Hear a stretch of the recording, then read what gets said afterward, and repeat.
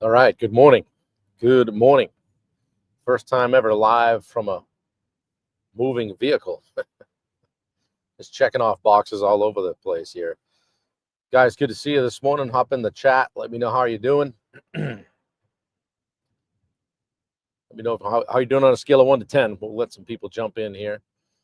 Might be slow on the comments today just because we're traveling and it may be slow to pop up. But anyway, good to see you guys. Gonna keep going with day 7 of our contractor sales playbook and talk about handling objections like a pro. So let's let some people jump on here. Get my notes up. Yeah, Touring Man is here. Good to see you, buddy. Shoot. Good morning. How are you? Yeah, we are.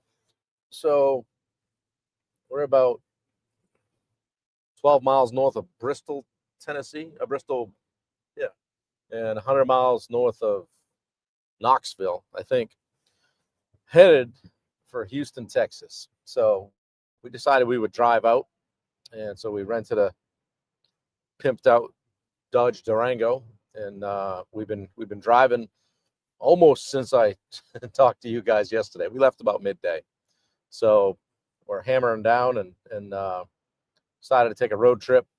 We got a bunch of traveling around to do while we're in Texas. So I said to Wendy the other day, so what do you think about just driving? She said, I'm down. I'm in. So, and at about 2 o'clock this morning, that didn't seem like such a great idea. We were trying to get a little sleep, but anyway, here we are. So we're gonna go hard at it today, and wherever we end up later today, we'll stop and grab a hotel and do the rest in the morning. So anyway, good to see you guys. Happy Sunday. We get a couple of days removed from Thanksgiving here and get back to the grind, so to speak, and get the week teed up. So yeah, we're definitely going to hit a Bucky's lock. Good to see you. Thanks for being on. Touring Man, where have you been, brother? It's been a while. Good morning, Luke McGee. We're heading in your direction, kind of. Thought we were going to get into some snow. We got into a little bit of freezing-ish rain. It didn't really make the road slick, but got a little sketchy there for a bit. So, but anyway, we're just kind of trading off on the driving and making it work. So, and I'm over here on the passenger side working the brake pedal, as you might expect. I'm trying to be good. So anyway, I hope you guys are doing well. Pop in the chat. How you doing on a scale of 1 to 10? I'm looking up a lot too because I don't want to get motion sickness in the vehicle, but we're on a pretty straight shot, so it shouldn't be too bad. But we packed our snacks, and so we'll have them, and we have all kinds of stuff with us. So we're eating well on the way, staying hydrated, and doing the thing. Jason Greenleaf, good to see you back here. I appreciate you sharing this out. Thank you very much, sir. So, yeah, just enough freezing rain. Yeah, it does. It was like 6:30 or so, and we were like, "Is it ever going to get light?" And then we walked into a gas stop or whatever, and we could hear the accent. I said, "We're not in Kansas anymore." So, anyway, it's gone well. No issues so far. So hopefully that'll stay that way. So first time doing this from a vehicle, working on a hotspot. So if it gets jammed up, I'll finish it later when we get somewhere we can throw down some roots. Hey Sherry, how you doing? We're almost to Bristol, about I don't know 100 miles from Knoxville. So doing well. Thanks, Yin. Appreciate it. Good to see you. So I'm getting younger every day. Thanks, Touring Man. That's crazy. So, guys, I want to talk about in our contractor sales playbook. I want to continue our discussion and today talk about objections. Okay, and objections aren't rejection; they're information. All right. So most contractors panic when a client hesitates. Right? You give the price, and then they hesitate a little bit, and I say, "Oh no," and you start to get tense and maybe start talking too much. And then you immediately lower the price, right? We don't want to do that, okay? The truth is, client objections indicate that a client is still engaged. All right, they're still thinking about it. They're not, because if they weren't, they would just go away, right? They wouldn't be on the phone with you, or they'd be done with you in the meeting, right? They're not the end of the conversation. They're actually the start of the real conversation. Morning, Dad. How are you? So back when I was doing contracting, and I didn't really know how to deal with an objection, I would probably take it personally or get back in the truck and right.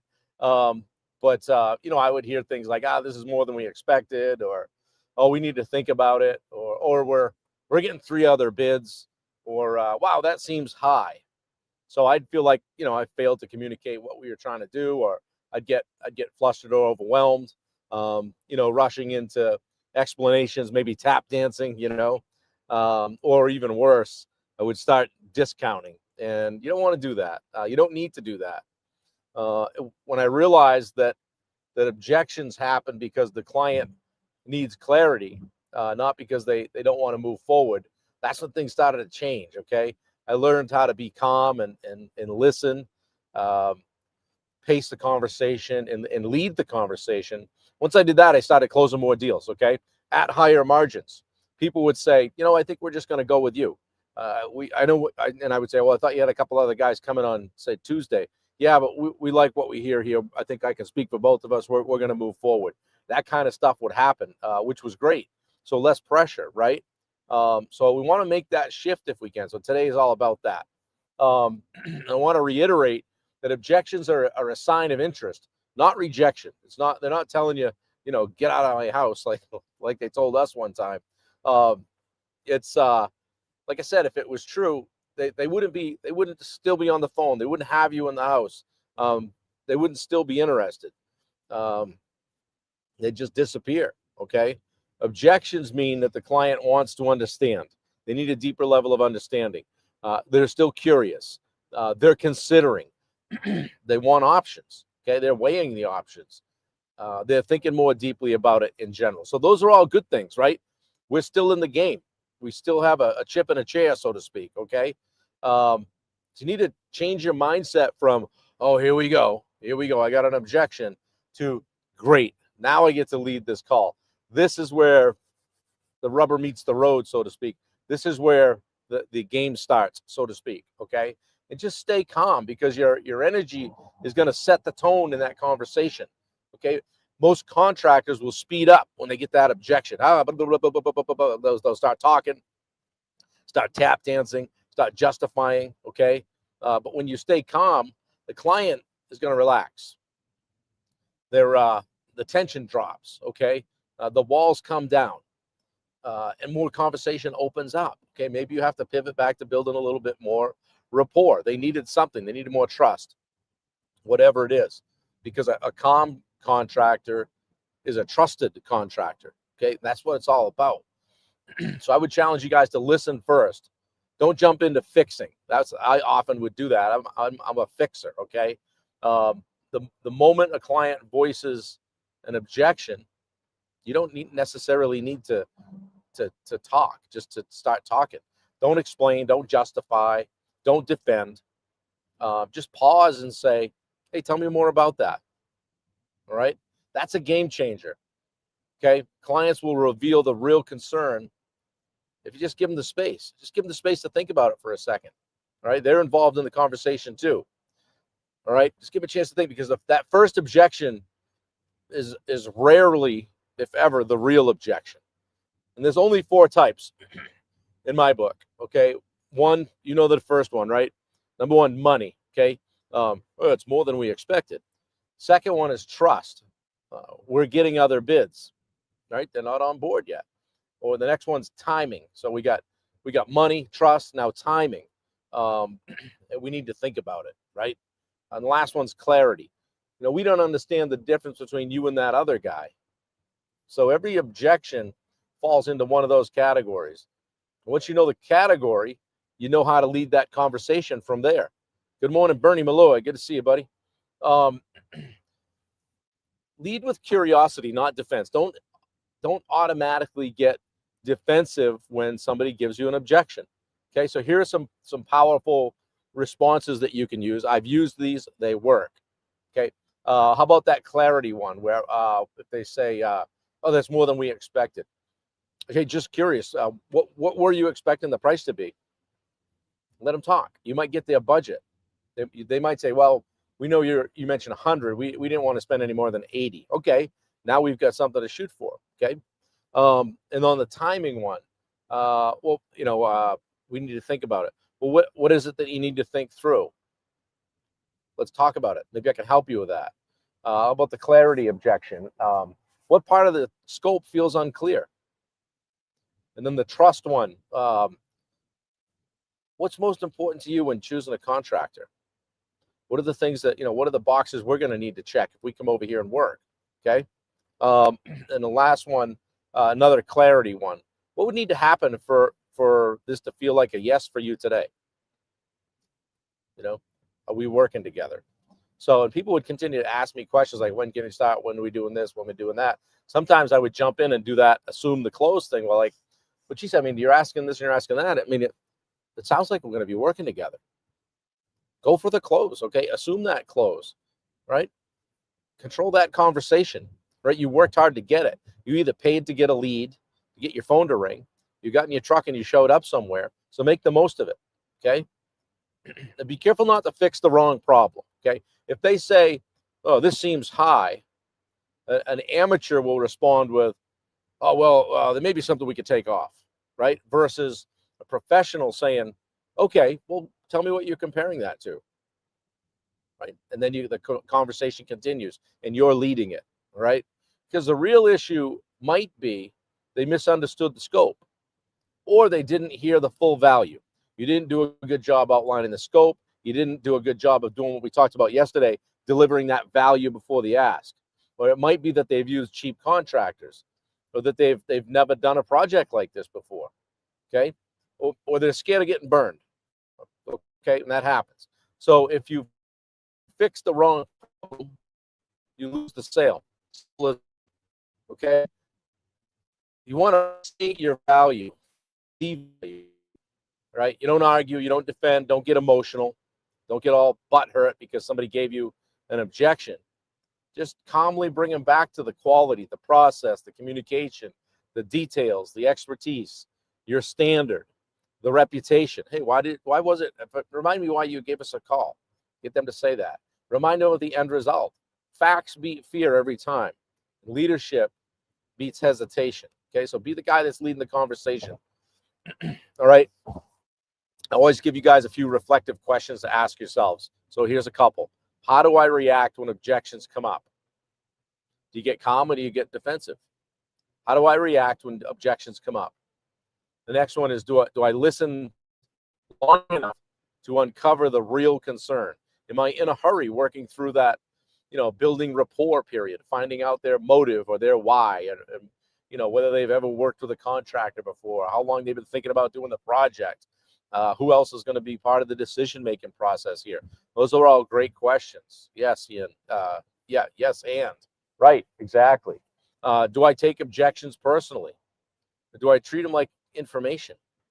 The guy that handles a lot of our sales, Tony, was on our daily sales accelerator call a while back inside the Rosenberg group. And he was saying that he loves it when he finally gets to that first objection because he feels like that's when the call really starts. So look at it that way. You got to get to that point, right? And then ask yourself, what objection do you fear the most? Don't play that stuff, guys. Sit with somebody and go over it. Say, hey, give me a little pushback on price. Or, hey, give me that line where, hey, I've got to go talk. I got to check with my wife. All right, so you can get comfortable. So when those come down the pike, you're just it's just a ground ball and you're picking it up and firing it over to first. Okay? And then write this sentence down. Okay? Great. Tell me more about it. Right? So when the next objection comes up, great. Tell me more about it. Just practice that. Say it before you get out of your vehicle. Say it before you pick up the phone. That sentence will change everything for you. What changed everything for me was when I started asking people, hey, how, and it might be a while into the conversation. Hey, you've mentioned a lot that you want to do with this kitchen or this addition or with the house or whatever. Talked about a lot of things. It's been great. How can I help you the most? Do you think anyone's ever asked them that before? Probably not. Okay. Sean Hilton says this coaching topic is perfect timing for me. That's great, Sean. I appreciate it. I'll get the link to our daily sales accelerator calls. You can hop in there if you want to check it out. We've got a free 7-day trial you can check out. So appreciate you being here. Share it out if it's helpful. So yeah, guys, objections aren't something to avoid. There's something to lead through. Lean into them. Figure out how you can get better at it, because the pros stay calm. They listen deeply. They ask great questions. They uncover the truth. They're building rapport all the way through the conversation. They're guiding the client with confidence. Okay, so handle them like a pro, and you'll close more deals than you ever thought possible, and you won't be bidding against yourself, sharpening your pencil like we talked about earlier a few days ago. Okay, and you're gonna win. All right. So drop a fist pump in the chat if this was helpful for you. If you got a nugget out of that, if there's something that caused you to think, hey, maybe I'll try that a little bit differently at my next sales interaction, hit me with a fist pump. Share this out, guys. If you haven't been here before and you're just jumping on, I'm here every morning at 8 a.m. Eastern. This is the first time I've been live from a vehicle, so I didn't know if it was going to work. We're working from a hotspot, but I don't anticipate having to do it tomorrow, but we might. So I appreciate you guys jumping on. It's super, super cool for me. Today's day 339, I think, in a row. And I call it #live365. So we're going every single day. And you guys will notice that I'm taking some of these and creating a blog with the topic maybe a week or so later, popping that in too. So there'll be more information coming all the time. Good morning, Juan. Good morning, Jess Novak. Pop in the chat how you guys are doing today. So yeah, that's what I had for you on objections. I hope it's helpful. Pop a fist bump in the chat if it was. And yeah, we're driving to Dallas. So we figured, well, I've just been on a plane enough this year, right? And Wendy and I were talking about it. We were gonna have her come out and meet me like midweek, and then drive up to Dallas and see Bailey, or fly into Dallas, and we were gonna go back and forth. I had to come back down to Houston for the ground school. I almost said flight school, ground school. And so for the 8th and 9th for our clients, and so 8 or 10 days away from home. And we just said, you know what the heck, let's take a road trip. So another chapter in the book called Bob and Wendy's Great Adventures, right? We've been driving a lot. Wendy got a haircut yesterday. She said, if you put me on that camera, I'll kill you. So we'll look forward to grabbing a shower later today. We get to the hotel. So Dave, thank you. I appreciate it. Guys, I hope you have a great day today. I hope the weather's better in Maine than it is here. It's kind of overcast. But we're hammer down for Dallas. So for Houston. Yeah, spring actually. Did I say Dallas before? We are going to Dallas, but Houston first. And looking forward to it. So hopefully tomorrow we'll have most of the day to kick back and relax and get ready to go. So catch up on some sleep. So Yin says, wait, who's driving? Not me at the moment. There's Wendy. Not me at the moment. I drove, Connecticut was a bear. I mean, Connecticut lasted like a year and a half, it seemed like. Gridlock, stem to stern, start, stop. Everybody ripping down the right lane, just chopping people off, being a bad human. And we got through. I mean, it was like, if you ever use the GPS, it was just all red. We were just creeping. So we were an hour and 45 minutes behind schedule by the time we even got out of Connecticut, coming from Maine. So we'll make that up here when we get out into the clean air, so to speak. And Wendy said, we're making it up right now. Ooh, currently traveling at 84 miles an hour. So anyway, overcast there. Yeah. Well, anyway, guys, how long is the drive? It's it says 1 day, 4 hours, but I'm gonna say 30 hours, Dave. Yeah. So we'll get a bunch. We got a bunch done last night, and in the wee hours of the morning this morning. So bad people points. Yeah, exactly. But yeah, it's about 30. So we'll get there, and the drive back will be fun because it won't feel quite so adventurous. I told Wendy, I said, we hadn't even really thought about snow because we took the southernmost route, so we'll clip Atlanta, will we? No. we're going through Alabama. Alabama, And then, Louisiana, yeah. Then we New Orleans. go all the way to the bottom to the ocean, and then we turn. Yeah. So let's go south till you hit the see the Gulf of America, and hang a right.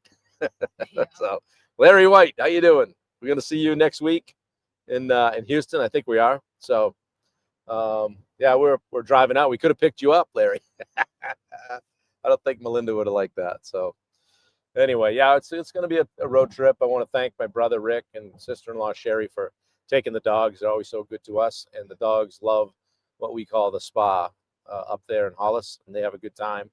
They're well cared for. So, as you guys know, if you have a pet, it's hard to do stuff like this unless you have somebody that can help you out. So, Yin says our longest drive was to South Dakota from Georgia. Yeah, that's a good one.